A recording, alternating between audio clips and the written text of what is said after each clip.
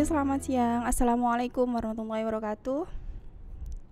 Nah, teman-teman gimana kabarnya setelah UTS?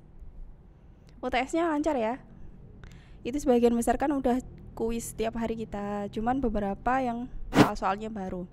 Nah, sekarang kita lanjut setelah pertemuan 7 kita kemarin. Pertemuan 7 kita kemarin kita bahas mengenai aset. Kita masih bahas keluarganya neraca. Neraca itu kan ada aktiva sama pasiva. Aktivanya adalah aset, pasivanya adalah kewajiban dan modal, gitu kan. Nah, setelah kita ngomongin aset itu ada kas, terus ada piutang, persediaan dan lain-lain, kita ngomongin kewajiban. Nah, kewajiban atau hutang di sini dia ada di sisi pasiva. Nah, sisi di sini, sisi utang di sini, dia akan, kalau teorinya sering kita pelajari, dia akan mengurangi jumlah aset kita gitu. Nah, tujuan dari pembelajaran kita di pertemuan 8 tentang kewajiban ini yang pertama menyebutkan karakteristik dari kewajiban. Jadi karakter kewajiban itu seperti apa sih? Yang kedua, mengukur serta menentukan. Yang ketiga, menyebutkan dan menjelaskan. Yang keempat, menjelaskan kriteria pengakuan dari kewajiban itu. Jadi kewajiban itu diakui sebesar apa, kapan, terus diamortisasinya kapan, nah kayak gitu. Terus sebenarnya apa sih kewajiban itu? Kalau yang sering kita dengar, kewajiban itu pasti akan mengurangi aset, Bu. Terus timbulnya kenapa? Karena adanya pembelian secara kredit atau karena kita pinjam uang. Nah, ada lagi sebenarnya karena kita kita mendapatkan modal. Modal itu bisa dari perbankan atau dari investor. Sebenarnya kalau kita dapat tambahan modal dari investor, itu bagian dari hutang juga. Kan kita harus membayar dividen kepada mereka. Kita harus memberikan hak atau aset kita berupa saham, kayak gitu kan. Nah, itu sebenarnya juga bagian dari kewajiban. Nah, kewajiban di sini kalau di dalam bukunya Suharjono, kewajiban merupakan pengorbanan biaya yang dikeluarkan atau pengorbanan manfaat ekonomi yang harus dibayar akibat kegiatan di masa lalu. Nah, kegiatan di masa lalu ini bukan berarti setahun yang lalu, 2 tahun yang lalu. Masa lalu tuh bisa jadi kemarin, bisa jadi 2 hari yang lalu. Nah, jadi masa lalu itu bukan berarti adalah kegiatan-kegiatan yang sudah lama banget gitu, bukan. Jadi transaksi yang sebelumnya terjadi yang belum kita bayar, terus itu akan menjadi hutang. Atau transaksi kemarin karena kita mendapatkan tambahan modal, terus kita perlu membagi dividen atau bunganya, maka itu juga bagian dari transaksi di masa lalu. Nah, dari pengertian tadi ada 3 kunci utama atau karakteristiknya. Yang pertama, pengorbanan manfaat ekonomi masa datang yang cukup pasti. Pengorbanan manfaat ekonomi apa sih, Bu, maksudnya? Pengorbanan manfaat ekonomi ini jadi ada yang kita keluarkan dari aset kita, dari manfaat ekonomi yang harusnya kita peroleh tapi harus kita keluarkan, harus kita korbankan, harus kita bayarkan kepada pihak lain. Contoh, karena tadi kan kita dapat tambahan modal dari investor, otomatis kita harus bayar dividen sekaligus menyerahkan saham kita kepada mereka. Nah, dengan adanya saham yang kita bagikan, mereka berhak mendapatkan laba atau dividen. Nah, berarti ada manfaat ekonomi yang harusnya kita terima, tapi kita bayarkan kepada mereka. Kayak gitu. Terus keharusan sekarang. Keharusan sekarang di sini adalah wajib untuk dibayarkan. Sekarang itu bukan berarti dibayar sekarang, tapi yang ada saat ini, harus ada saat ini. Jadi kalau kita melaporkan di neraca, ada hutang 10 juta, itu kan nggak wajib kita bayar sekarang, tapi bayarnya nanti ketika jatuh tempo. Tapi kewajiban itu harus ada sekarang atau harus dicatat sekarang karena adanya transaksi yang timbul di masa lalu, kayak gitu. Nah, ini kita pecah satu-satu. Pengorbanan manfaat ekonomi, tugas atau tanggung jawab kepada pihak lain untuk mentransfer sumber ekonomi. Jadi perusahaan yang mendapatkan modal dari investor itu punya tugas atau tanggung jawab untuk mentransfer sumber ekonomi kepada pihak lain, yaitu investornya. Atau misal ke perbankan berarti kita mentransfer sumber ekonomi berupa bunga dan juga membayar cicilan angsurannya itu kepada perbankan, misalnya kayak gitu. Terus yang kedua, cukup pasti artinya adalah jumlahnya atau waktunya dapat ditentukan secara layak. Jadi misal saya hutang 1 tahun. Nah, di situ ada bunganya atau ada bagi hasilnya, sekaligus ada waktu yang sudah pasti. Bu, tapi kan itu bisa meleset, Bu. Misal kayak gitu ya. Itu prediksi kemungkinan yang akan terjadi, tapi kita sudah bisa menentukan waktunya jatuh tempo kapan, besarnya berapa, kayak gitu. Terus sifatnya memaksa. Namanya hutang itu wajib kan dilakukan, wajib dibayar kan. Nah, berarti dipaksa, mau nggak mau harus bayar.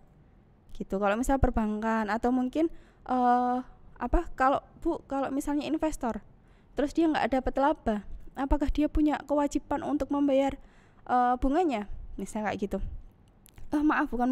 Bukan bunga, membayar labanya atau dividennya. Nah, kalau nggak laba ya apa yang mau dibayarkan kepada investor? Tentunya nominal saham atau mungkin besarnya investasi yang ada di perusahaan itu wajib dikembalikan. Nah, kita balik lagi, saham itu jenisnya ada berapa. Nah, kalau dia misalnya saham preferen atau saham yang kedua itu, jadi misalnya ada tingkatannya saham. Kalau misalnya dia saham preferen berarti kan saham utama, jadi mau nggak mau perusahaan harus mengembalikan, kayak gitu. Terus melibatkan kesatuan usaha lainnya. Jadi kalau kita punya hutang, otomatis kan kayak kita hutang pada diri kita sendiri, tapi hutangnya kepada pihak lain.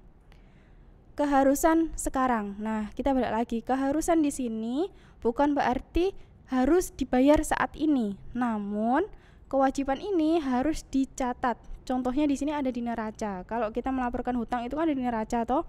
Nah, kewajiban itu wajib dicatat di neraca, maksudnya kayak gitu. Jadi kalau misalnya akhir periode pelaporan jatuh temponya masih 1 tahun, tetap harus kita tulis kayak gitu, harus kita laporkan. Bukan berarti keharusan di sini adalah keharusan untuk membayar, tapi membayarnya nanti jatuh tempo.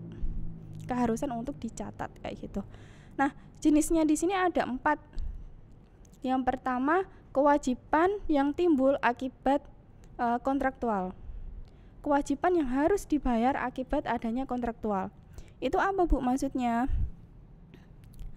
Nah, kewajiban atau keharusan ini akibat adanya perjanjian. Misalnya, saya melakukan perjanjian dengan perbankan, saya akan membayar jatuh tempo. Jatuh temponya 5 tahun. Nah, mau gak mau kan saya harus bayar berdasarkan kontrak.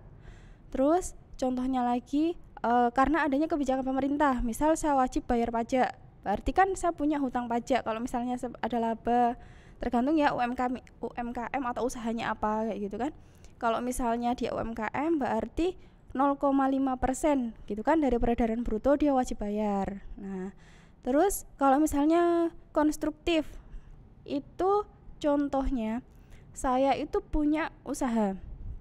Saya punya usaha air minum, terus botolnya itu setelah contohnya botol kecap masih terbiasa nggak di tempatnya teman-teman?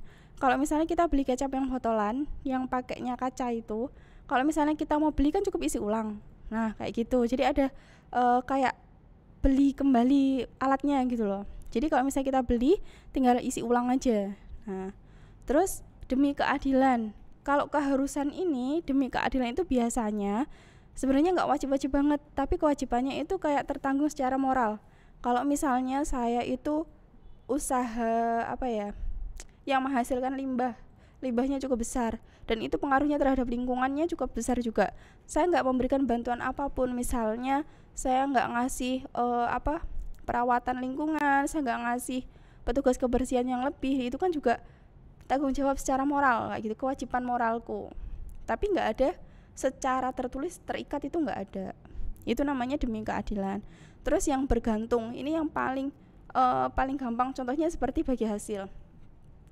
Jadi kewajiban yang harus dibayarkan tapi nominalnya itu masih bisa berubah-berubah.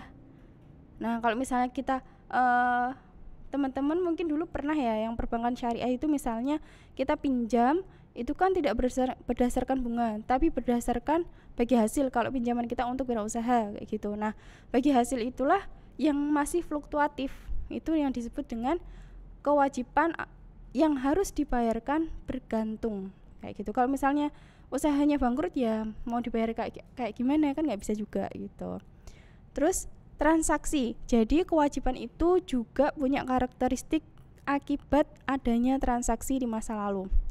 Nah, seperti konsep dari hak dan kewajiban.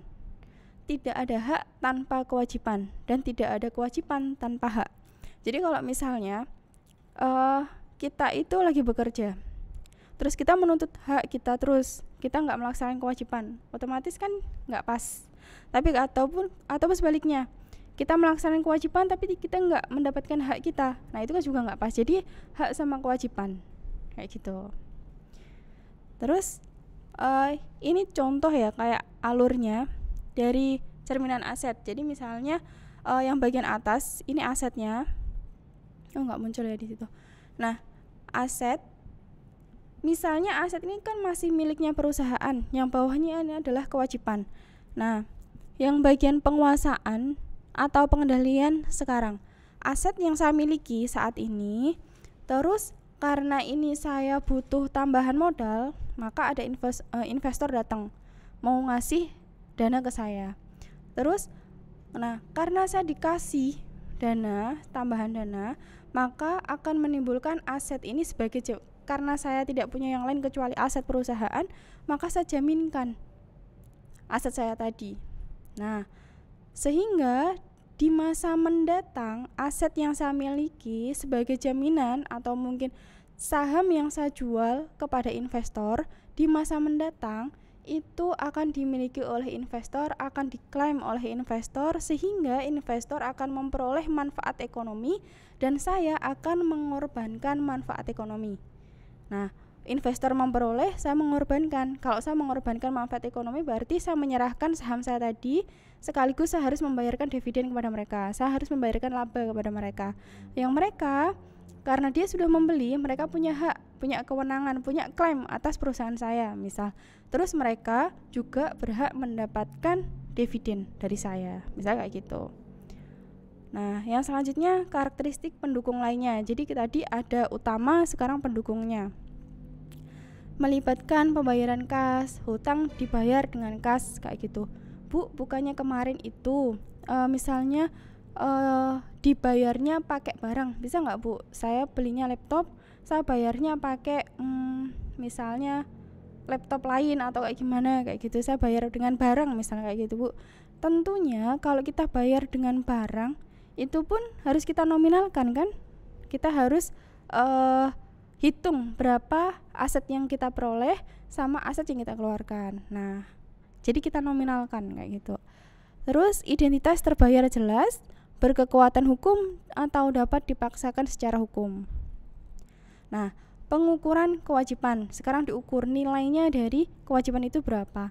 Nah, pada saat penanggungan diakui sebesar penghargaan kesepakatan, bukan nilai nominal, sejalan dengan pengukuran aset. Nah, kesepakatan di sini kalau misal saya beli motor kalau cash 12 juta, masih ada nggak ya 12 juta gitu, misal 15 juta gitu ya. Terus saya bandingkan dengan misalnya kalau saya beli 2 tahun, saya angsur 2 tahun kayak gitu, ternyata harganya beda. Nah, harga yang kita sepakati, kalau kita mau misalnya beli 1 tahun harganya sekian, kalau beli 2 tahun harganya sekian. Nah, kita pilih kalau misalnya 1 tahun harganya jadi 17 juta misalnya kayak gitu. Nah, harga itulah yang disebut dengan harga kesepakatan, bukan harga nominal awal. Jadi setiap barang setiap tahun dia punya nominal sendiri-sendiri. Maksudnya tuh itu, bukan nominalnya yang tertera sekarang 15 juta itu bukan, tapi harga kesepakatan. Kamu sepakat beli yang mau kredit berapa tahun, mau kredit berapa lama kayak gitu, mau angsuran berapa lama. Nah, kayak gitu. Terus harga sepakatan merupakan dasar yang paling terandal. Jadi namanya jual beli itu kan harus ada kesepakatan ya antara penjual sama pembeli, mau barang seperti apa, mau spesifiknya seperti apa, terus harganya berapa, itu kan harus ada kesepakatan. Terus masalah pengukuran saat penanggungan. Nah, seperti aset, berapa jumlah rupiah yang harus dilekatkan pada pos kewajiban pada saat terjadinya. Nah, kalau misalnya kita beli secara cash kayak gitu ya, berapa sih nominal dari kewajiban kita? Berarti sebesar hutang kita. Kalau misalnya saya beli motor tadi 17 juta selama 1 tahun, berarti itulah hutang kita yang kita akui. Seperti yang pertama, sesuai dengan pembelian kredit. Yang kedua, diskon atau premium utang obligasi. Kalau belum ada amortisasi, belum ada penyusutan, kalau aset tetap itu kan disusutkan. Tapi kalau misalnya aset tidak tetap atau aset yang tidak berwujud kayak gini, hutang apa itu kan berarti dia diamortisasi, disusutkan juga gitu kan. Nah, kalau dia belum disusutkan selama beberapa tahun, beberapa kali, meskipun pokoknya belum sekalipun, nah berarti kan hutang kita masih utuh nih, sekaligus sama bunganya kan. Nah, berarti sebesar itu. Terus yang kedua, kewajiban moneter dan non moneter. Kalau kewajiban moneter berarti berhubungan dengan uang atau kas kita. Misal, kita tadi pinjam uang ke perbankan. Nah, kita bayarnya nanti juga pakai uang. Nah, terus kalau yang non moneter, itu contohnya saya jual barang dengan spesifik A, tapi klien saya minta spesifik B. Nah, berarti kan saya harus memberikan berupa barang. Itulah yang disebut dengan non moneter. Jadi yang hutang saya kalau berupa uang, saya bayarnya pakai uang, berarti itu nominal kewajiban moneter. Tapi kalau saya hutangnya tadi karena pesanan yang saya akan kasihkan adalah barang, maka itu adalah non moneter. Gitu.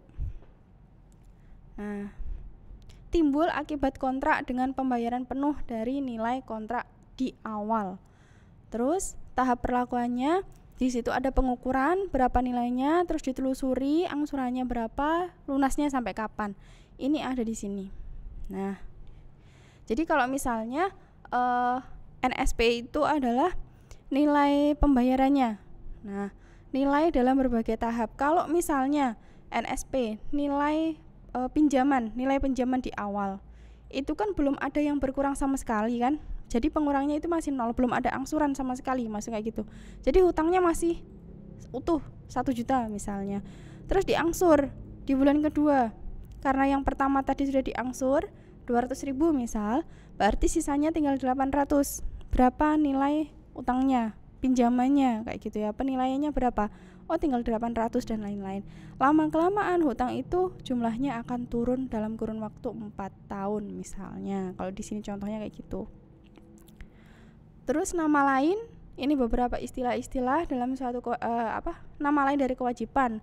Misalnya pelunasan kewajiban, pelenyapan atau penghapusan, sebenarnya itu pemberhentian, penyelesaian, penebusan, penghapusan, terus pendebitan. Nah, intinya itu adalah kewajiban yang sudah dibayar atau kewajiban yang sudah lunas. Jadi kita sudah tidak punya kewajiban lagi. Nah, di sini kalau mau dihapuskan atau dihilangkan kewajibannya, yang pertama adanya transfer aset sebagai pemenuhan tugas. Jadi adanya transfer atau kita bayar. Kayak gitu, intinya nomor 1 itu kita bayar. Kalau kita bayar sudah selesai, sudah habis, berarti sudah lunas. Yang kedua, dibebaskan secara yuridis, secara hukum udah dikatakan bahwa hutangmu sudah lunas. Jadi misal tadi kalau misal kita perbankan syariah, kita pinjam uang terus buat usaha atau modal, tapi benar-benar bangkrut, nggak bisa dilanjutkan lagi padahal hutangnya masih 50%, ya berarti sesuai perjanjian lagi bahwa kalau memang tidak bisa dilanjutkan, misalnya ada kata-kata kayak gitu, maka tidak perlu melunasi. Misalnya ada kata-kata kayak gitu, berarti secara hukum dia tidak perlu membayar lagi. Terus yang ketiga, pengambil alihan oleh pihak lain. Jadi di sini misalnya hutang kita limpahkan kepada orang lain. Nah, itu biasanya juga ada perjanjian juga. Jadi kalau misalnya saya punya hutang, terus saya mau limpahkan kepada mas mbaknya gitu ya. Terus mas mbaknya nanti akan bayar ke sana, ke bagian untuk membayar dividen kepada investor. Jadi investor tidak punya kepemilikan sama saya lagi, atau mungkin saya pinjam uang di perbankan, terus saya bekerja sama dengan pihak lain, nanti pihak lain yang akan melunasi, misalnya kayak gitu. Terus yang keempat, pembentukan dana pelunasan sampai titik pembebanan substantif. Intinya itu sudah lunas kayak gitu, sudah dibayar, diangsur, maka sudah tidak ada hutang lagi. Gitu. Sekian dari saya. Sekian pertemuan kita yang ke-7, yang ke-8 tentang kewajiban. Sampai ketemu lagi di lain waktu. Selamat siang. Wassalamualaikum warahmatullahi wabarakatuh.